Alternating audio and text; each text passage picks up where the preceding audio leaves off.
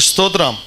FSC పత్రిక 1వ అధ్యాయము 21 వచనాలు చదివినట్లయితే, ఆయన ఆ బలాతిశయము చేత క్రీస్తును మృతులలో నుండి లేపి సమస్తమైన ఆధిపత్యము కంటెను, అధికారము కంటెను, శక్తి కంటెను, ప్రభుత్వము కంటెను ఈ యుగమునందు మాత్రమే గాక రాబోవు యుగమునందును పేరు పొందిన ప్రతి నామము కంటెను ఎంతో హెచ్చుగా పరలోకమునందు ఆయనను తన కుడి పార్శ్వమున కూర్చుండబెట్టుకొని ఉన్నారు. హల్లెలూయా.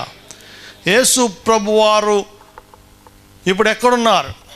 యేసు ప్రభువారి స్థానం ఏమిటనేది ఈ ఒక్క వచనము స్పష్టంగా మనకు తెలియజేస్తుంది. హల్లెలూయా. ఆయన ప్రాణం పెట్టాడు, ఆయన సిలువ వేయబడ్డాడు, ఆయన 3వ దినాన తిరిగి లేచాడు, ఆయన 40వ దినాన పైకి వెళ్ళిపోయాడు. ఆ తర్వాత ఆయన ఎక్కడున్నాడు? ఇప్పుడు అప్పటి నుంచి ఇప్పుడు వరకు తండ్రి కుడి పార్శ్వమున కూర్చుని నీ కొరకు నా కొరకు విజ్ఞాపనము చేయుచున్నాడు. హల్లెలూయా, హల్లెలూయా. ప్రియదేవుని బిడ్డ, సమస్త ఆధిపత్యము కంటెను, అధికారము కంటెను, శక్తి కంటెను, ప్రభుత్వము కంటెను ఈ యుగమునందు మాత్రమే గాక రాబో యుగమునందును పేరు పొందిన ప్రతి నామము కంటెను ఎంతో హెచ్చుగా పరలోకమునందును ఆయనను తన కుడి పార్శ్వమున కూర్చుండబెట్టుకొని ఉన్నారు. మత్తయి సువార్త 28వ అధ్యాయము 18వ వచనంలో ఆయన అంటున్నారు, ఆయన సమాధి లేచి పరలోకానికి ఆరోహణం అయిపోయే సమయంలో చెప్తున్న మాట, పరలోకమందును భూలోకమందును నాకు సర్వాధికారము ఇవ్వబడి ఉన్నది. హల్లెలూయా. సర్వాధికారి. ఎవరైనా అధికారానికి ఒక లిమిట్ ఉంటుంది. మన ఎమ్మెల్యే గారి అధికారానికి ఒక పరిమితి ఉంటుంది, మన ముఖ్యమంత్రి గారి అధికారానికి ఒక పరిమితి ఉంటుంది, గవర్నర్ గారికి ఒక పరిమితి ఉంటుంది, ప్రధానమంత్రికి ప్రెసిడెంట్కి ఒక లిమిట్ ఉంటుంది, ఒక బౌండరీ ఉంటుంది, ఒక సరిహద్దు ఉంటుంది. అమెరికా అధ్యక్షుడికి ఒక సరిహద్దు ఉంటుంది, యుఎన్ఓ ఐక్యరాజ్య సమితి అధ్యక్షుడికి ఒక లిమిట్స్ ఉంటాయి, రూల్స్ ఉంటాయి. అవి మించి వాళ్ళు వెళ్ళటానికి వీల్లేదు. దేవునికి స్తోత్రం. కానీ ఏ లిమిట్ లేని సర్వాధికారం ఎవరికైనా ఉందా ఈ భూమి మీద? ఒకే ఒక ఆయనకు ఉంది. ఈ భూమి మీద కాదు, పరలోకంలో కాదు, సర్వ సృష్టి మీద సర్వాధికారి నజరేయుడైన యేసు క్రీస్తు ప్రభుల వారు. హల్లెలూయా, హల్లెలూయా. ప్రియ దేవుని బిడ్డ, నీకు ఒక గొప్ప స్నేహితుడు ఉన్నాడు అనుకోండి. ఈ లోకంలో లేకపోతే ఈ రాష్ట్రంలో ఒక గొప్ప స్నేహితుడు ఉన్నాడు. అందరికంటే గొప్ప అధికారంలో రాష్ట్ర ముఖ్యమంత్రి గారు నీ ఫ్రెండ్ అనుకోండి. ఊహించుకోండి ఊరికే. హల్లెలూయా. నిన్నెంతో గౌరవిస్తాడు ఆయన, నిన్నెంతో ప్రేమిస్తాడు. నువ్వు వెళ్తే ఆయన లేచి నిలబడి నిన్ను కౌగులించుకుంటాడు. అప్పుడు అది చూస్తారు అందరూ టీవీలో. ఆ తర్వాత నువ్వు మన ఊరు వచ్చేసావు. అప్పుడు నేను చూసి అందరూ ఎలా చూస్తారు? నీకు కూడా అందరూ గౌరవిస్తారా, గౌరవించరా? ఆయన కింద ఉన్న మంత్రులు, ఎమ్మెల్యేలు, కౌన్సిలర్లు అందరూ అయ్య బాబాయ్ ముఖ్యమంత్రి గారే గౌరవిస్తాడు ఈయన్ని, ముఖ్యమంత్రి గారే స్నేహం చేస్తాడు ఈయనతో, ముఖ్యమంత్రి గారికి ఈయనంటే ఎంతో ఇష్టం, కాబట్టి మేమందరం కూడా ఈయనతో జాగ్రత్తగా ఉండాలి. హల్లెలూయా. ఎవరన్నా నీ జోలికి వస్తారా? నీ పక్కింటి వాళ్ళు నీ జోలికి వస్తారా? నీ పక్కన నీకు శత్రువులు ఇంతకుముందు నీ వైపు చూస్తారా? ఎవరో చూడరు ప్రియదేవుని బిడ్డ. హల్లెలూయా. మరి లోక సంబంధమైన అధికారుల స్నేహమే నీకు అన్ని మేళ్ళు చేస్తే, సర్వాధికారి అయిన దేవునితోనూ స్నేహం చేస్తే, అన్నిటికంటే పైనున్న వానితోనూ స్నేహం చేస్తే, హల్లెలూయా. ప్రియదేవుని బిడ్డ, యోహాను 15వ అధ్యాయం 15వ వచనంలో, నేను మిమ్మల్ని దాసులని పిలువక స్నేహితులని పిలుస్తున్నాను. మనల్ని స్నేహితులని పిలిచాడు ఆయన.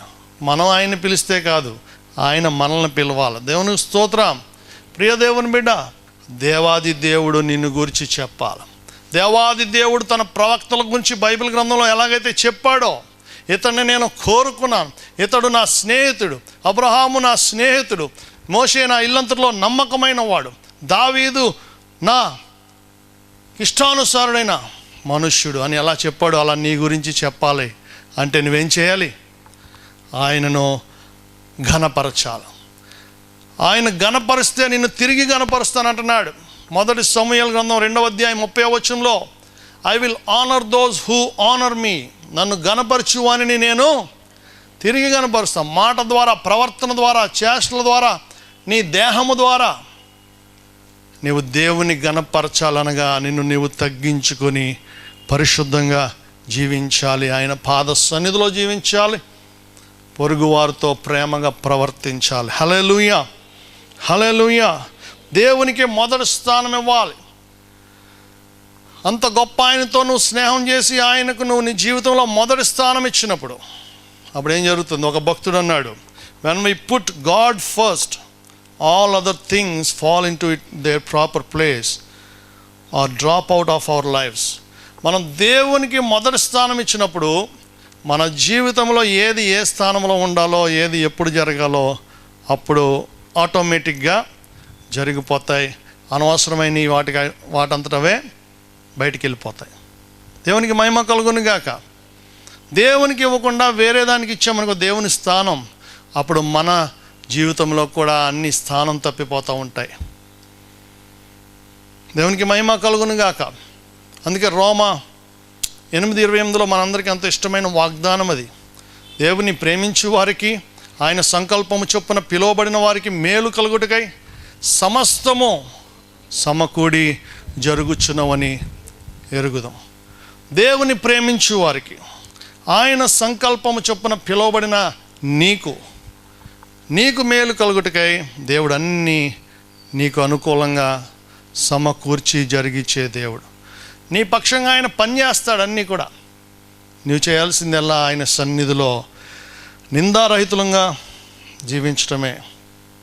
ఫిలిప్పీ 2వ అధ్యాయం 9వ వచనం, పరలోకమందున్న వారిలో కానీ, భూమి మీద ఉన్నవారిలో కానీ, భూమి క్రింద సమాధుల్లో ఉన్నవారిలో కానీ ప్రతి వాని మోకాలు యేసునామమున వంగునట్లు, ప్రతి వాని నాలుక తండ్రి అయిన దేవుని మహిమార్థమై యేసుక్రీస్తు ప్రభువును ఒప్పుకున్నట్లు దేవుడు ఆయనను అధికముగా హెచ్చించి ప్రతి నామమునకు పైనామముగా ఆయనకు అనుగ్రహించాడు. నేమ్ అబౌవ్ ఆల్ నేమ్స్, ఉన్నత నామం, అన్ని నామముల కంటే పైనామం ఈ సృష్టి అంతట్లో, ఇంతవరకు జీవించిన వ్యక్తులందరిలో, జీవించబోయే వాళ్ళలో, చచ్చిపోయి సమాధుల్లో ఉన్న వారిలో అన్ని నామముల కన్నా పైనామము. మరి ఆయనతో స్నేహం చేయటం చాలా సులభం.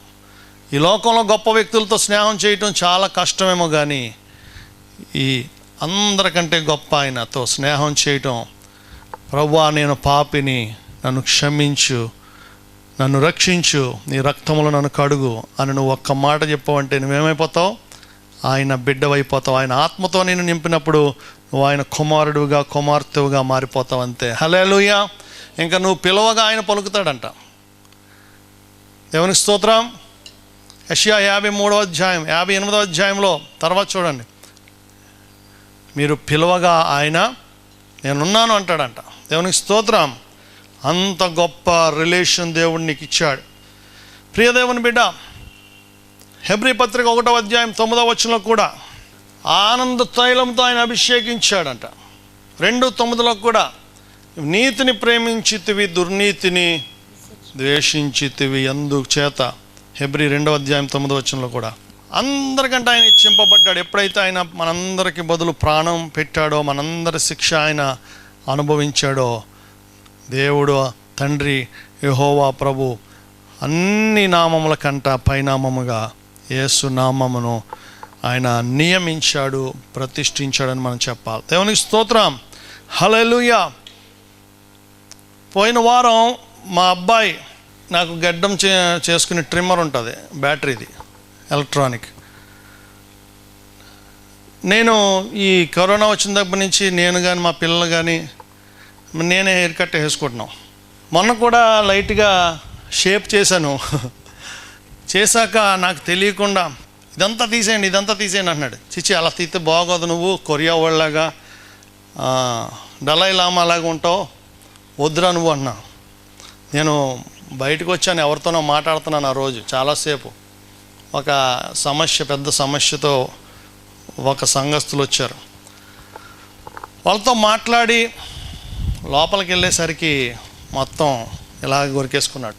నాకు చాలా కోపం వచ్చింది, ఒళ్ళు మండిపోయింది. అసలు ఎంత అసహ్యంగా అనిపించిందంటే తర్వాత మళ్ళీ వాళ్ళ అన్నయ్య కొంచెం దాన్ని షేప్ చేశాడు. నాకు మాట్లాడబుద్దే లేదు. 2 రోజులు నేను వాడితో సరిగ్గా మాట్లాడలేదు.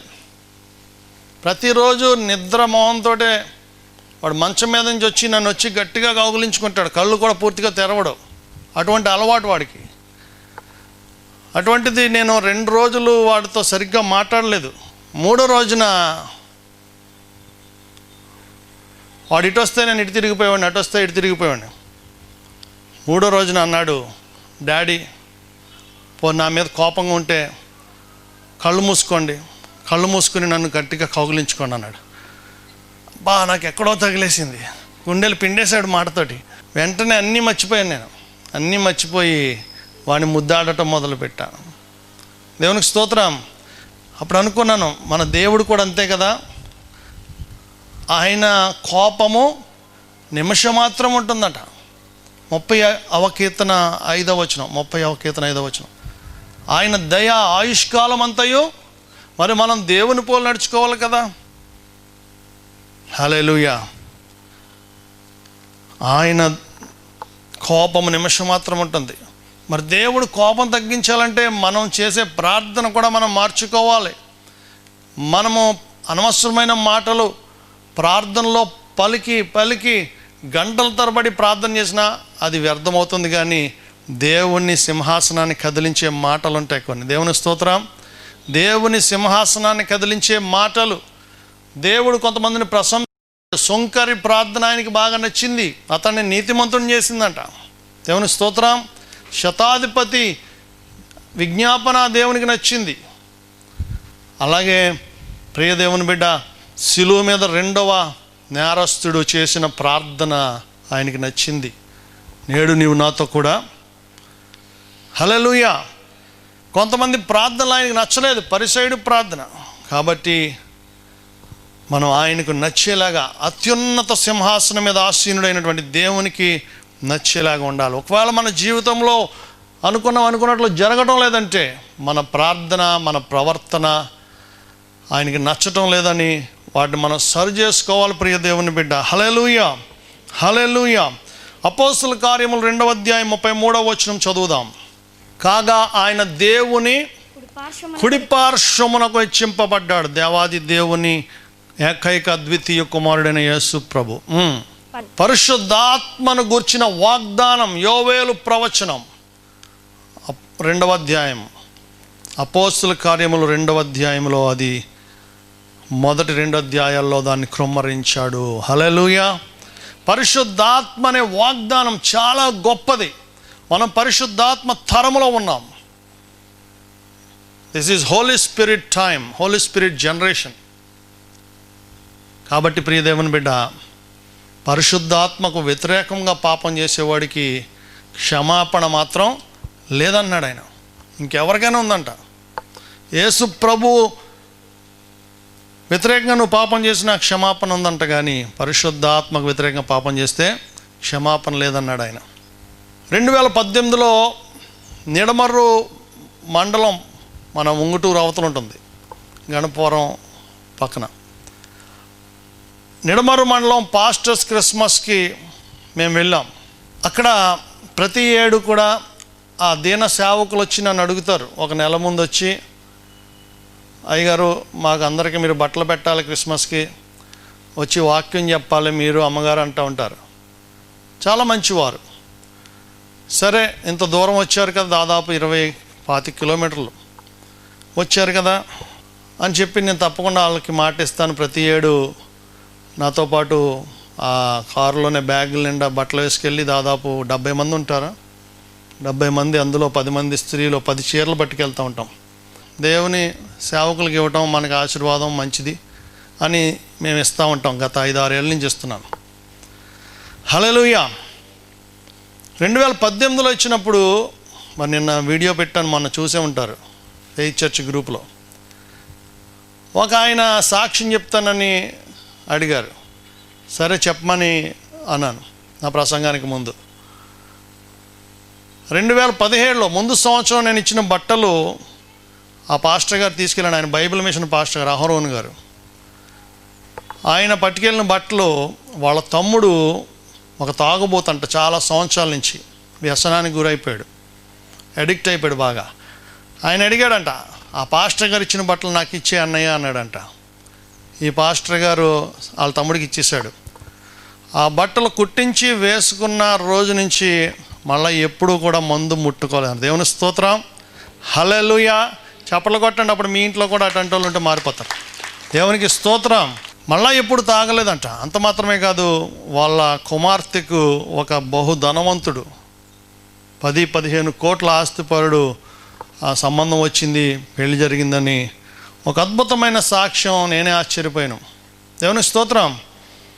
అప్పుడు అనుకోకుండా ఎవరో వీడియో తీశారు. హల్లెలూయా. ఆ రోజు పాస్టమ్ గారితో ఆదిలక్ష్మి వచ్చింది ఇక్కడి నుంచి. నేనేమో విజయవాడ నుంచి డైరెక్ట్గా ఆ ఊరు వచ్చేసాను పొద్దున్నే. ఈ వీళ్ళేమో ఇక్కడి నుంచి వచ్చారు. ఆమె చేతిలో ఫోన్ ఉంటే గమ్మున రికార్డింగ్ నొక్కింది. దేవుని స్తోత్రం. ప్రియ దేవుని బిడ్డ, అప్పుడు నేను ఆలోచించినప్పుడు మనము ప్రేమతో ఇస్తున్నాం, మనము కష్టంలోంచి ఇస్తున్నాం. దేవుడు ఏం చేశాడు? అక్కడ ఒక అద్భుతం చేశాడు. తన సేవకుడిని ఘనపరిచాడు. Hallelujah. God glorifies his servant. దేవుడు తన సేవకుల్ని ఘనపరుస్తాడు, నిన్ను ఘనపరుస్తాడు. నువ్వు చేసే విత్తనాలు ఎక్కడికి పోవు. లక్షల కోట్లు పెట్టి కొనలేవటువంటి సాక్ష్యాలు. హల్లెలూయా.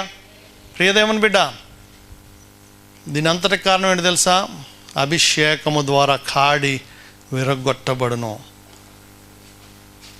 యెషయా గ్రంథం 10వ అధ్యాయం 27వ వచనం చదువుదాం. ఆ దినమున నీ భుజము మీద నుండి అతని బరువు తీసివేయబడును, నీ మెడ మీద నుండి అతని కాడి కొట్టివేయబడును, నీవు బలిసినందున ఆ కాడి విరగొట్టబడును. అశూరియులు చాలమ్మా. నీవు బలిసినందున ఆ కాడి విరగొట్టబడును. కాడి, దురలవాటు అనే కాడి, సాతాను బంధకం అనే కాడి, వ్యసనం అనే కాడి, అప్పులు అనే కాడి, కుటుంబ కలహాలనే కాడి, భార్యాభర్తల మధ్య విభేదాలు, మనస్పర్ధలు అనే కాడి, మారు మనసు లేకపోవడం అనే కాడి నీ కుటుంబ సభ్యుల నుంచి విరగొట్టబడాలంటే ఎందుకు విరిగిపోయిందంటది? నీవు బలిసినందున. బలవటం అంటే బలపడటం. దేవుని స్తోత్రం. నువ్వు ఎలా బలపడతావు? ఎలా బలపడతావు నువ్వు? జకర్యా 4:7 శక్తి చేతనైనను బలము చేతనైనను కాక నా ఆత్మ ద్వారా. దేవునికి స్తోత్రం. నేను పదే చెప్తా, శరీరము ఆత్మకును, ఆత్మ శరీరమునకును విరోధముగా అపేక్షించుచున్నవి, అవి ఒకదాని మీద ఒకటి పోరాడుచున్నవి అంటాడు గలతీ పత్రిక 5వ అధ్యాయంలో. కాబట్టి ఆత్మను నువ్వు బలపరుచుకున్నప్పుడు శరీరం బలహీనపడిపోతుంది. దేవునికి స్తోత్రం. నువ్వు శరీరాన్ని బాగా మేపావంటే ఆత్మ ఏమైపోతుంది? ప్రార్థన తర్వాత చేసుకోవచ్చులే, హల్లెలూయా, సెలవు రోజున ప్రార్థన చేసుకోవచ్చులే, లేటుగా లేవచ్చులే అంటుంది. నువ్వు శరీరాన్ని బలపరుచుకోవద్దు. తిండి తగ్గించు, ప్రార్థన పెంచు. దేవునికి స్తోత్రం. సుఖాలు తగ్గించు, ఉపవాసాలు పెంచు. అప్పుడు నీ మీద నుంచి ఆ కాడి విరగొట్టబడుతుంది. నీవు బలిసిపోవాలి. దేవుని దృష్టిలో బలవడం అంటే ఆత్మ మూలంగా నువ్వు బలవంతుడుగా అయిపోవాలి. ఆత్మ ఫలములు ఫలించాలి. 9 కనబడాలి నీలో. ఆత్మాభిషేకం, ఆత్మ వరాలు ఉండాలి. ప్రవచన వరం, భాషల వరం. ఈ వరాలతో నువ్వేమయ్యాలి? బలవంతుడు అవ్వాలి. సర్వాంగ కవచం ధరించుకోమంటాడు. తుదకు ప్రభు యొక్క మహాశక్తిని బట్టి దేవుడిచ్చు సర్వాంగ కవచము ధరించుకోండి అంటాడు ఎఫెసీ పత్రిక 6వ అధ్యాయంలో 10 ఆ భాగంలో. ప్రియదేవుని బిడ్డ, నీ కాడి విరగొట్టబడాలంటే, నీ ఇంటి మీద కాడి విరగొట్టబడాలంటే, నీ ఒంటి మీద కాడి, నీ కుటుంబం మీద కాడి, నీ ఆర్థిక పరిస్థితుల మీద కాడి విరగొట్టబడాలంటే, నీ సరిహద్దుల్లో సమాధానం లేక ఏదైనా శాపం అనుభవిస్తున్నట్లయితే నీ జీవితంలో, నీ పితరులు చేసిన పాపములు, శాపములు 3-4 తరములు నీ మీద విరగొట్టబడాలంటే నువ్వేమవ్వాలి? బలవంతుడుగా ఉండాలి. మనుష్యుడు రొట్టె మూలంగా కాదు, ఆయన నోటి మాటలు భుజించాలి. దేవుని స్తోత్రం. వాక్యాన్ని నువ్వు భుజించాలి. నీ మాటలు నాకు దొరకగా నేను వాటిని భుజించితిని అంటాడు ఇర్మియా 15:16లో. ప్రియ దేవుని బిడ్డ, నరనరంలో జీర్ణించుకుపోవాలి, మూలుగుల్లోకి వెళ్ళిపోవాలంట. వాక్యం ఎక్కడికి వెళ్ళిపోవాలి? హెబ్రీ 4:12. మూలుగుల్లోకి, ప్రాణాత్మ శరీరంలో మూలుగుల్లోకి విభజించినంత మట్టుకు అది దూరుచు. హృదయం యొక్క తలంపులు ఎక్కడికి వెళ్ళిపోవాలి? చివరి ఫైనల్ డెస్టినీ ఎక్కడ? గమ్యం, గురి నీ హృదయంలో పనిచేయాలి. ఈరోజు నువ్వు వింటున్న వాక్యం నీ జీవితం మారిపోద్ది కొన్ని రోజుల్లో. అంతే. ఇలాగే వచ్చి ఈ చెవులోంచి విని ఈ చెవులోంచి వదిలేసామనుకో, దేవుడు కూడా నిన్ను అలాగే వదిలేస్తాడు. హల్లెలూయా. కాబట్టి వాక్యము 2 చెవుల్లోంచి ఎక్కడికి వెళ్ళిపోవాలి? వినగల చెవి, చూడగల కన్ను, ఇవి యెహోవా కలుగజేసినవే అంటున్నాడు సామెతల గ్రంథంలో. ప్రియదేవుని బిడ్డ, ఆ సాక్ష్యం విన్నప్పుడు స్మిత్ విగిల్స్వర్త్ గారు ద్వారా జరిగిన ఒక అద్భుతం నాకు జ్ఞాపకం వస్తూ ఉంటుంది. స్మిత్ విగిల్స్వర్త్ పెంతెకోస్తు, మన పెంతెకోస్తు వ్యవస్థాపకుడు అంటారు, ఆయన ఫౌండర్. చాలా సంవత్సరాలు, బహుశా 100 ఏళ్ల క్రితం ఆయన బతికాడు. చెప్తా ఉంటాను ఆయన గురించి చాలాసార్లు ఇక్కడ చెప్పాను. దాదాపు ఒక 30-40 మంది చచ్చిపోయిన వాళ్ళు ఆయన లేపేశాడు. హల్లెలూయా, హల్లెలూయా. వెళ్ళి సమాధి పెట్టి మీద కొడతాడంట, అంతే. లేచే వరకు కొడతాడంట ఆపకుండా. చచ్చిపోయిన శవాన్ని బయటికి లేపి కూర్చోబెడతాడంట, మళ్ళీ పడిపోతే మళ్ళీ లేపుతాడంట. లేగో యేసు నామములో అని చెప్పి. హల్లెలూయా. అలాంటి విశ్వాసం ఇప్పుడు వరకు ఎవరికి లేదంటారు ఈ తరంలో. ఆ దైవజనుడు ఒకసారి ఒక సభల్లో ప్రసంగాలు చేస్తుంటే అక్కడికి ఒక స్త్రీ వెళ్ళిందంట. ఆ మీటింగ్ అయిపోయాక ఆయన దగ్గరికి వెళ్ళి ఆమె చెప్పిందంట, అయ్యా నా భర్త చాలా త్రాగుబోతండి, చాలా బాధలు పెడతా ఉంటాడు, చాలా సంవత్సరాల నుంచి వ్యసనానికి బానిస అయిపోయాడు అని చెప్పినప్పుడు ఆయన అన్నాడంట, అమ్మ ఈ రాత్రికి నేను మీ ఇంటికి వస్తాను, మీ భర్త మంచం మీద పడుకుంటాను, రమ్మంటావా అంటే, రెండయ్యా అని చెప్పి తీసుకెళ్ళిందంట. వెళ్ళాడు. ఆ రాత్రి ఆ ఇంట్లో బస చేశాడు, ఆయన మంచం మీద పడుకున్నాడు. పొద్దున్నే లేచి వేరే ఊరు వెళ్ళిపోతా అన్నాడంట. అమ్మ నేను పడుకుని లేచిన ఈ మంచం మీద నీ భర్తను పడుకోమను, దుప్పట మార్చొద్దు, ఒక్క రాత్రి ఆ మంచం మీద పడుకోమని అన్నాడు. దేవుని స్తోత్రం. హల్లెలూయా. ఆ మరుసటి రాత్రి ఆ భర్త పడుకున్నాడంట. పొద్దున్నకెల్లా నూతన స్వభావం. దేవుని స్తోత్రం. హల్లెలూయా. ప్రియ దేవుని కూడా మళ్ళా ఎప్పుడు తాగుడు వంక చూడలేదంట. ఇది నిజంగా జరిగిన అద్భుతం. అభిషేకం ద్వారా కాడి విరగొట్టబడును. అభిషక్తులు సహవాసంలో ఉన్నప్పుడు మనం మారిపోతాం. నాకు ఆ నిడమర్రు పాస్టర్స్ చెప్పిన సాక్ష్యం, అహరోన్ గారు చెప్పిన సాక్ష్యం వింటే ఈ సాక్ష్యం జ్ఞాపకం వచ్చింది. అప్పుడప్పుడు అటువంటి భక్తుల సాక్ష్యాలు చదువుతూ ఉంటాను మనం. దేవుని స్తోత్రం. అయితే అటువంటి చేయనైనా నేను ఎప్పుడు అడగలేదు, కానీ దేవుడే చేసుకుంటూ ఉంటాడు. ఇంకా ఎలాంటి ఎన్ని జరుగుతున్నాయి ఏంటో. ఆ రోజున రికార్డింగ్ జరిగింది కాబట్టి మనకి ప్రూఫ్ ఉంది, లేకపోతే ఎవరు నమ్మరేమో. దేవునికి మహిమ కలుగును గాక. ప్రియ దేవుని బిడ్డ, అభిషేకం ద్వారా కాడి విరగొట్టబడను.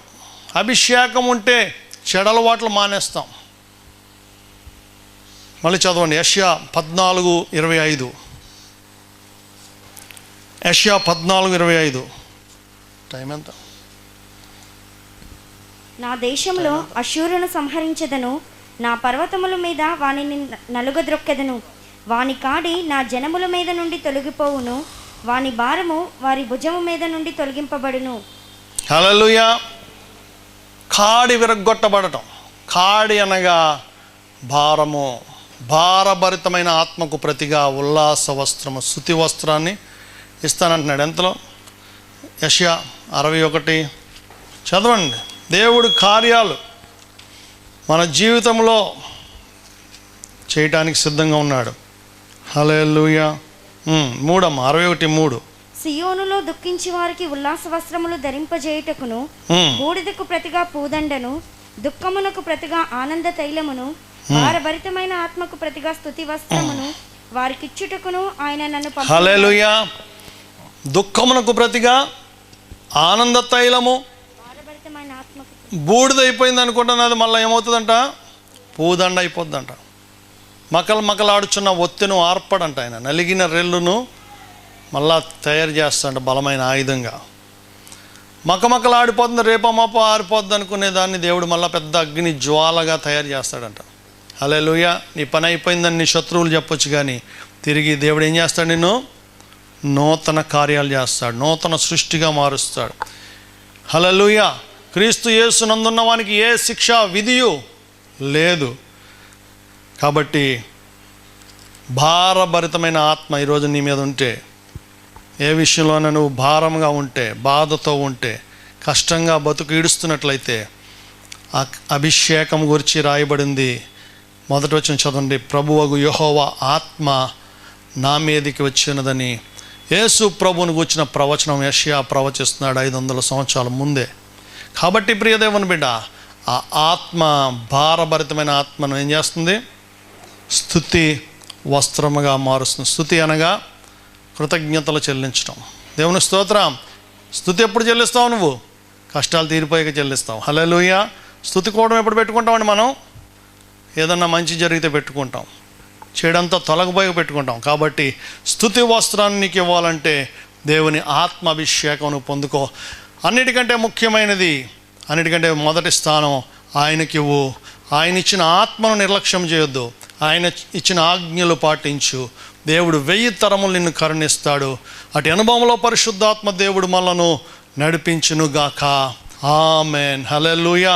గత వారం డొనాల్డ్ ట్రంప్ గురించి చెప్పుకున్నాం మనం. అయితే ఇంతమంది గొప్ప భక్తులు ప్రవచనాలు చెప్పారు. చాలామంది ప్రార్థనలు చేస్తున్నారంట. నాకు ఇంకా చాలామంది మెసేజ్లు పెడుతున్నారు విదేశాల నుంచి భక్తులు. ఆ ప్రవచనాలు నెరవేరే అవకాశం ఉంది. సుప్రీం కోర్టుకు వేశాడు, అందులో చాలా మోసం జరిగింది అంటున్నారు ఆ ఓట్ల ఎలక్షన్లో. కాబట్టి మరి దేవుని చిత్తం ఎలా ఉందో మీరు కూడా ప్రార్థన చేయండి. క్రైస్తవులకు అండగా ఉండేటువంటి ట్రంప్ గారు గెలవాలని ప్రార్థన చేయండి. మరి అన్యజనుల్ని, హోమోసెక్షువల్స్ని, లెస్బియన్స్ని, అబార్షన్స్ని సపోర్ట్ చేసేటువంటి పార్టీలు రాకూడదు. ఆ దేశంలోనే కాదు, ఏ దేశంలో రాకూడదు. దేవునికి వ్యతిరేకమైన పార్టీలు, వాక్యానికి వ్యతిరేకమైన పార్టీలు ఎక్కడ రావడానికి వీల్లేదని మీరు అనుదినము ప్రార్థన చేయండి. మనుషులందరి కొరకు, రాజుల కొరకు ఏం చేయాలన్నది మనం ప్రార్థన విజ్ఞాపనములు చేయాలి. మీరు నెమ్మదిగాను సుఖముగాను బ్రతుకు నిమిత్తం. హల్లెలూయా. కాబట్టి ప్రార్థన చేద్దాం. ఒకవేళ దేవుడు ఆయన్ని క్షమించి మళ్ళా రెండోసారి ఆయన అధ్యక్షుడు చేస్తాడేమో అని ప్రార్థన చేద్దాం. దేవుడి మాటలు మీ వినికిలో ఆశీర్వదించును గాక. ఆమేన్. లేచి నిలబడదాం.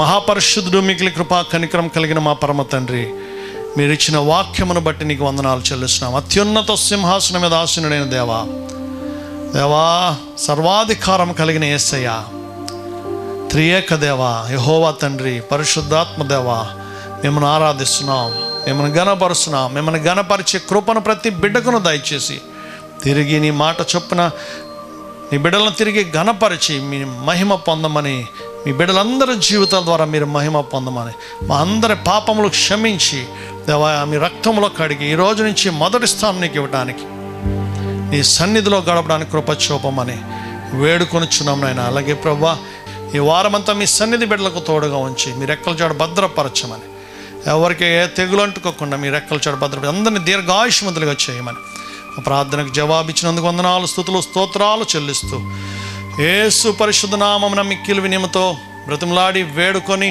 మీ పాదముల చెంత చేరి ప్రార్థన చేయుచున్నాం మా పరమ తండ్రి.